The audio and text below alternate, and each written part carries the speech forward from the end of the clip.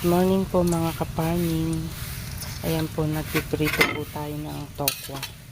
Pananahog po natin sa togi. Magluluto po tayo ngayon ng ginisang togi para paulam po natin sa ating mga kasama. Ito na po ang ating igigisang togi. Ayan, togi at saka syempre ito yung kanyang mga sangkap, repolyo, tsaka carrots. Yan. At saka yan po yung kanyang panahog, yung pinrito natin kanina. At syempre po, pag naggisa tayo ay kailangan po natin ang sibuyas at bawang. Ayan. Tapos susunod po natin yung tokwang ating panahog.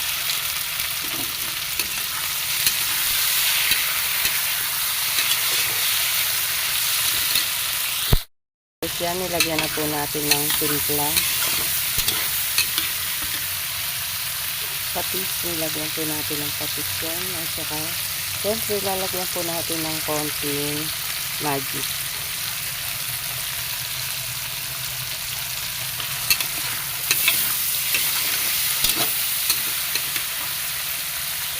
At saka, oyster sauce.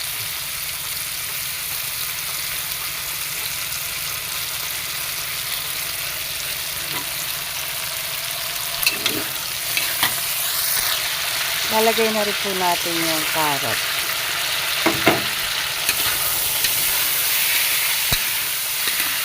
Saka repolyo.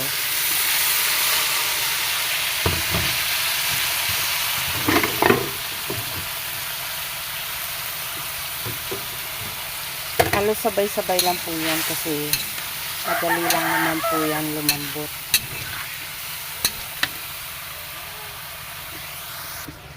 Ayan, kaganda na po ng kulay. Ayan siya. Tapos, ilalagay na po natin ang togi.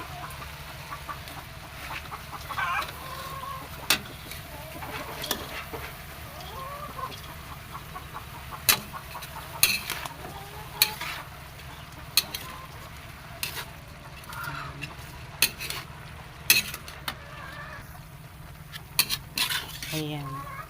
Maganda na po ng kanyang kulay. Hinuhuli ko po sa paglalagay yung togi kasi madali lang pong maano yung togi, lumambot. Nilagyan ko rin po yan ng isang pork cubes, dagdag pampalasa kasi wala pong karne ang ating gulay, tokwa lang. Kaya nilagyan ko na lang po siya ng pork cubes. Yan po, maluluto na yung ating togi. Kakain na po ang ating mga army sperm. Wow! Na nagtatanggal po ng balag. Tatanggal po sila ng alambre. Mamaya, pakikita ko po.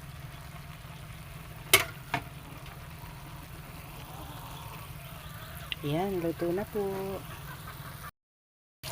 At syempre, piniprito ko na rin po ang partner ng ating gulay. Wow!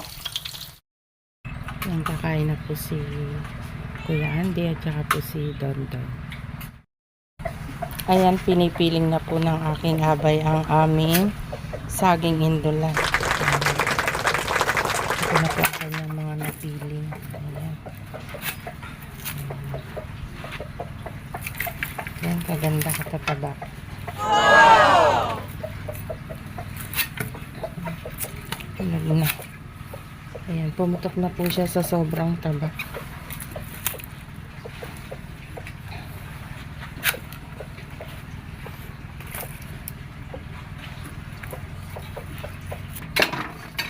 Ayan po. Katataba. Hanggang dulo po, oh. Mataba pa rin. Kahit na pinakadulo na siya.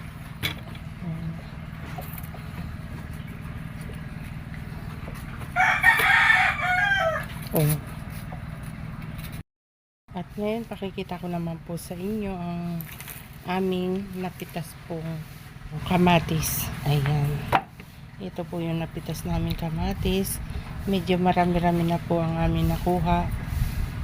Nagsawa na po siguro yung aming mga manok. Kaya po medyo marami na po silang tinira. Ayan po yung ating mga nagliligpit ng mga alambre. Ayan po sila. Si Kuya Andy at saka si Don Don, mga kapatid.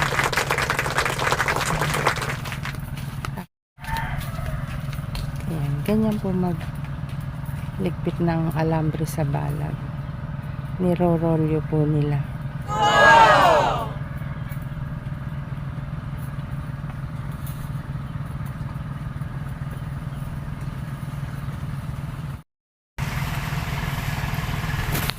Ayan na, sinasabit na nga po ng aking pamangkin ng alambre dito po sa gilid ng aming tinoran. Ayan, nakasilong naman po yan sila.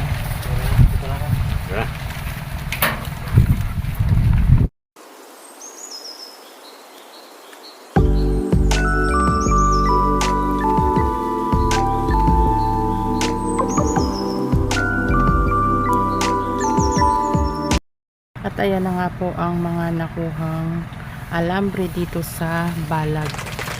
Ayan po yung mga nakuha nila. Sinabit na ho nila dito sa gilid ng aming tinoran.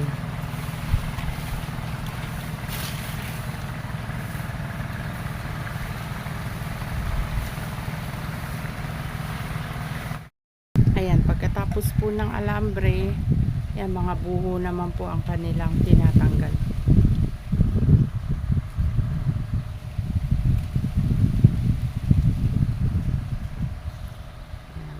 Ayan po yung mga pinag-alisan nila ng alambre, mga buho.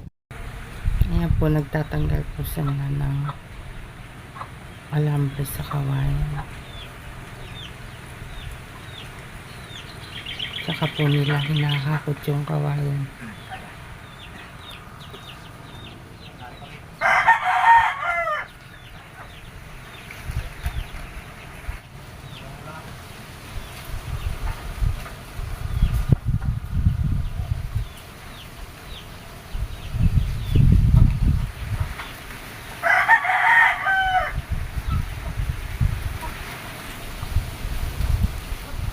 Buti na lang ho, nandito ho sila sa gilid ng mga puno ng saba, kaya sila po ay nalililiman.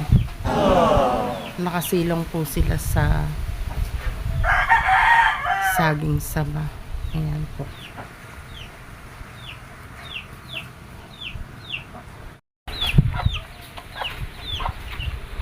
Susundan po natin yung aking pamangkin na si Don Don.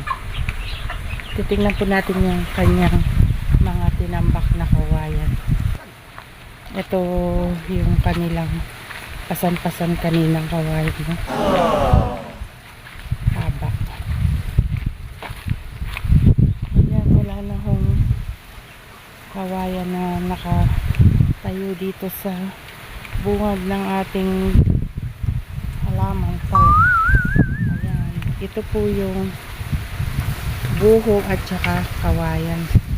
Dito po nila tinambak yung kawayan.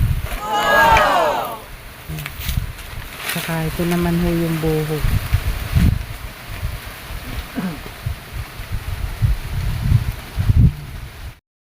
Ayan po mga kaparming, malinis na po yung bungad ng aming talungan. Wala na po yung kawayan at saka yung mga alambre. Ayan, natanggal na po ng aking pamangkin na si Don Don at saka yung kapatid po ng aking abay na si Kuya Andy. Yun na lang po.